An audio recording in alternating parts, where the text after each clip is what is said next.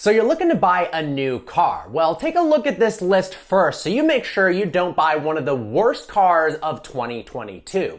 Or go ahead and buy one and let me know how it goes. First up is the 2022 Ford Explorer. Now, don't get me wrong, it's a good-looking SUV, but over the past 4 years, it's started to suffer from drivetrain and transmission issues. You could say it's starting to develop a bit of drivetrain dysfunction. The interior electronics are not without their problems, as is the exterior paint itself. Now, Consumer Reports actually gives the Ford Explorer a 1 out of 5 in predicted reliability. With an overall reliability score of just 8 out of 100, it is the second most unreliable car on Consumer Reports' list of 2022.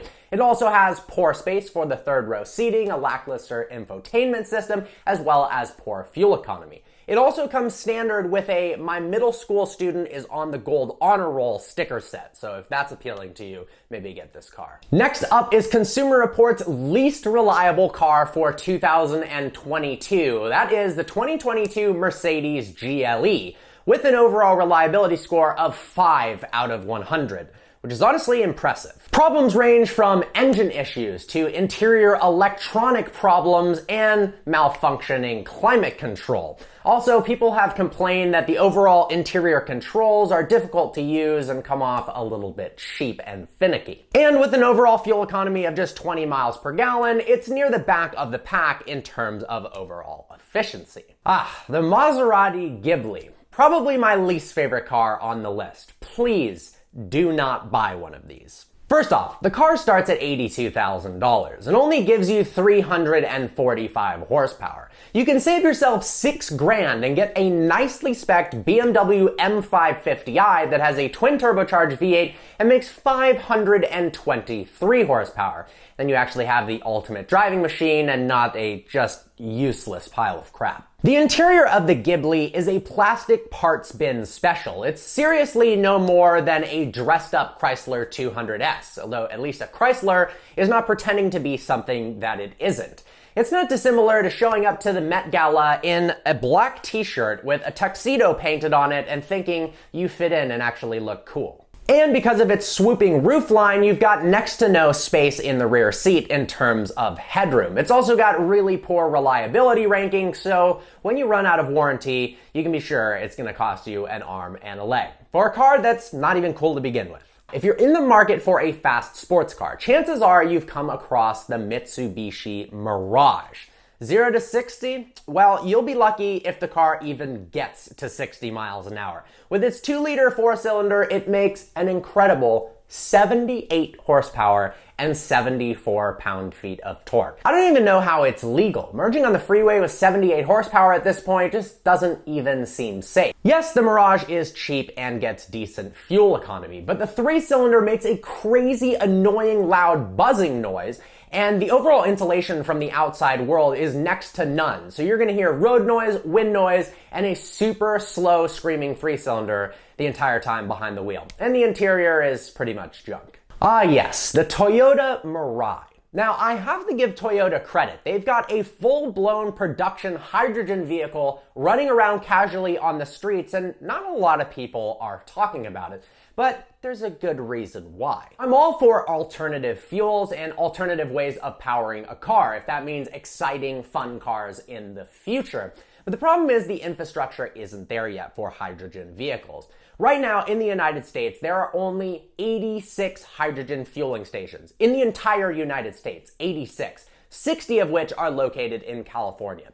So if you don't live in California, you've got all the other states just with 26 fueling stations, which is a nightmare at best. And even in California, that's not enough. I've watched countless videos and read tons of pages on forums of people showing up to the only hydrogen fueling station in the area only to realize there's 10 people ahead of them, and it took them 2 hours to fill their hydrogen car. And unlike electric vehicles where you can simply charge at home, you can't do that. So you've got to go to a station, then you've got to wait longer than it takes to charge an electric car to get, well, okay range. And due to the fuel cells, it has an abnormally small amount of cargo space as well. I do want to see hydrogen cars in the future though. I think it's a pretty cool concept.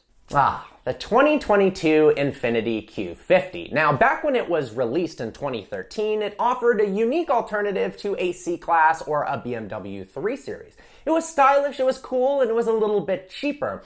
Well, fast forward to 2022, and every single one of Infiniti's competitors have gotten radical improvements in their design, complete overhauls since that 2013 generation, whereas the Q50 has pretty much maintained its exact same styling and features. What's more is braking performance is known to be underwhelming and scary in some situations, which really doesn't make any sense. I don't know how they've not fixed that in the past 9 years. The steering also lacks feel compared to its competitors, and the interior is noisier than it should be. Next up is the Chevy Silverado. Consumer Reports rated this truck in the top 10 worst vehicles of 2022. In fact, it was the only truck to make that list. Pretty impressive stuff, Chevy Silverado. It received a reliability score of just 11 out of 100.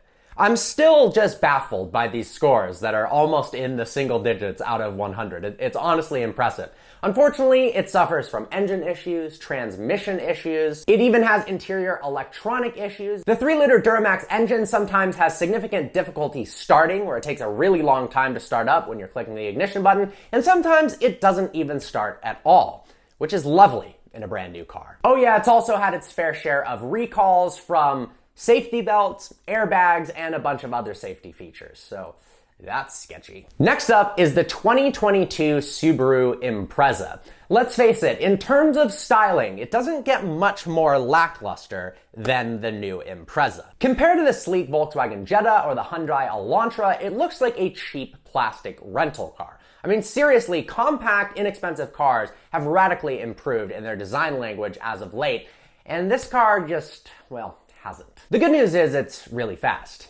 Just kidding. It comes with a 2-liter 4-cylinder that can propel the Impreza to 60 miles an hour in a tad under 10 seconds, which once again is dangerously slow and feels, I wouldn't want my kid, my mom, or my grandmother piloting an Impreza that accelerated so slowly that I was worried I couldn't accelerate out of the way of a semi-truck going 20 miles an hour on the freeway. It also has limited cargo space compared to its competitors and a really cheap feeling interior. Well, there you guys go, some of the worst cars of 2022. If you found this list informative, let me know and I'll make a subsequent video. Maybe I'll focus just on the worst sports cars of 2022, the worst supercars of 2022, or maybe the worst cheap cars of 2022. All right, guys, look forward to seeing you next video.